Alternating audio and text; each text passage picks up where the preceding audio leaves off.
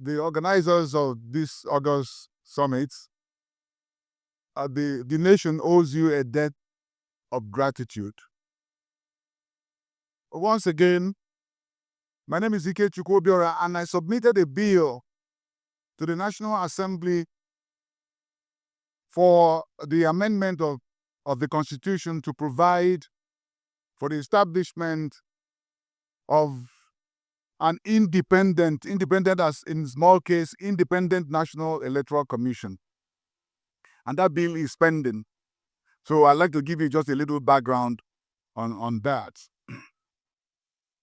I observed that, I don't know whether you noticed too, that there is an enduring consensus amongst Nigerians that the prevalence in the nation of hunger and want, poor education and illiteracy, of disease and healthcare crisis for families, of squalor and slum dwelling, you could even add constructive homelessness, of unemployment, of insecurity, is because of the prevalence of poor leadership amongst the 3 tiers and arms of government.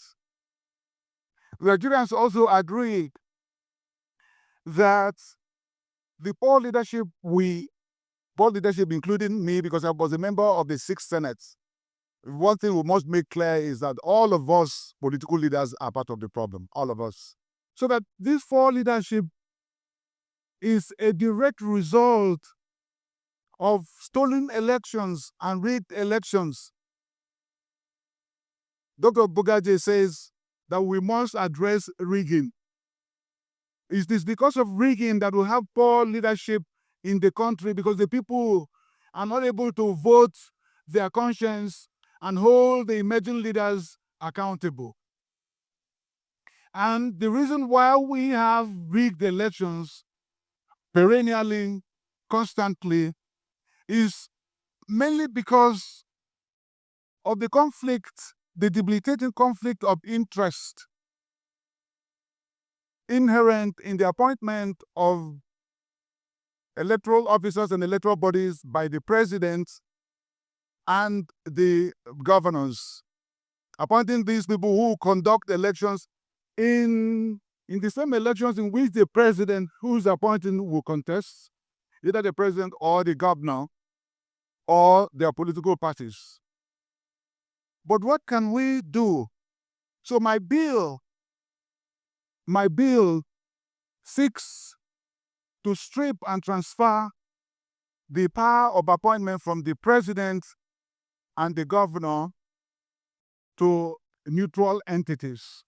Specifically speaking, my bill seeks to create a new INEC that is composed by 13 commissioners, 6 of whom would be appointed by 6 Nigerian labor and professional organizations, and 6 will be nominated by the United Nations, and then 1 nominated by Transparency International. Now, Dr. Bugaje, you are right. We cannot continue to do the same thing over and over again and expect a different result. We can't. And I took the liberty of stating that the 6 Nigerian labor and professional organizations that would elect 6 Nigerian commissioners will be Academic Staff Union of Nigerian Polytechnic, Academic Staff Union of Nigerian Universities, the Institute of Chartered Accountants, Nigeria Bar Association, Nigeria Medical Association, and Nigeria Union of Journalists. Of course, these nominations will still go to the Senate, to the National Assembly for confirmation. But any rejection of any of the commissioners will require a 2/3 majority vote concurrently passed by the Senate and House of Representatives, voting in person and by secret ballot, so that there's no way from 1960 to date we've been battling with rigging and rigging and rigging and rigging. We need to do something different. Well, I'm standing today because of the fact of how bold the proposal is. A lot of people feel a little unease. So the frequently asked question is it not an infringement of our sovereignty for the United Nations to participate or be involved in our elections? So, and the answer, let me tell you, I gave a lecture to Muslim Tertiary Students Association 3 months ago, and I laid it out for them clearly that the answer is no, it will not affect our sovereignty, because it is Nigeria as a sovereign nation that would make that request. It's Nigeria as a matter of fact, United Nations under Article 2.7 of their charter is prohibited from meddling in the internal affairs of member nations. So they wouldn't do that. But those member nations who give consent for the United Nations to help them, to assist them, would receive that assistance. Assistance like humanitarian aid, electoral process, peacekeeping. Those who give that consent will receive that. As a matter of fact, it is noteworthy to see that the United Nations has given electoral assistance to over 100 member nations from 1992 to date. As a matter of fact, the Cambodian election of the 1992 to 1993 was organized exclusively by the United Nations. And it is also gratifying to know that from the comment sections that I have looked at, Nigerians agree that the involvement of United Nations would bring transparency, neutrality, and competence, because of the fact that these nominees will be least likely to succumb to corruption, to bribery, or intimidation, and they will bring competence. We're talking about vote buying, vote.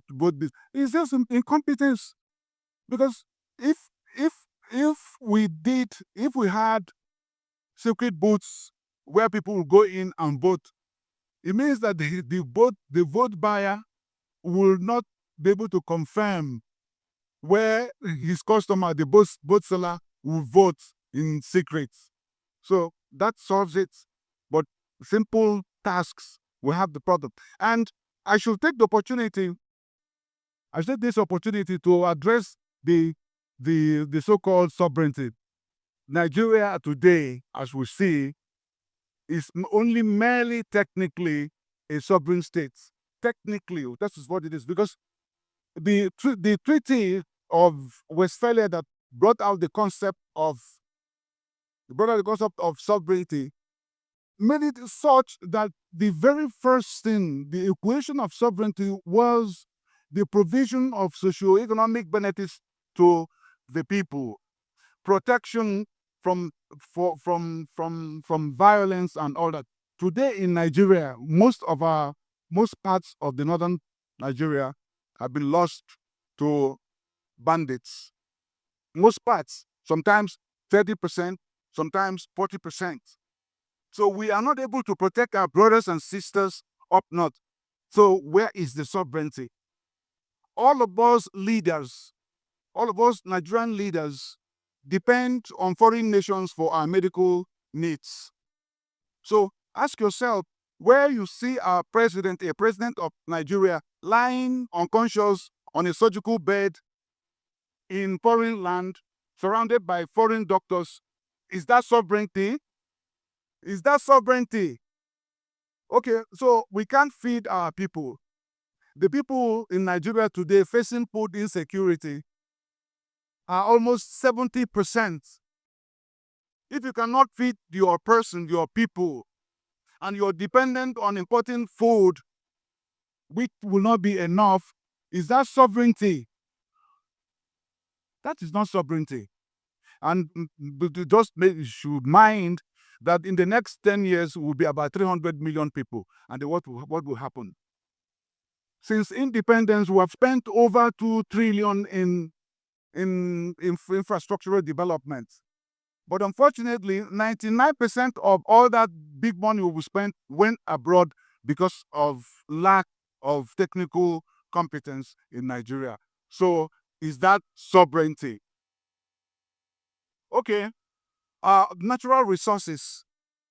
We have mined, harvested, and shipped out our natural resources. And we get only 10%. That rather than 100 people, get only 10%. But the people who ship these to, what do? They process it, refine it, and sell it and get 70%. So meaning that we have enslaved ourselves to the foreign nations. Is that sovereignty? So I am just saying that let's not go and hide under this issue of sovereignty. Let us stop the dispersal. Let us come together under this bill.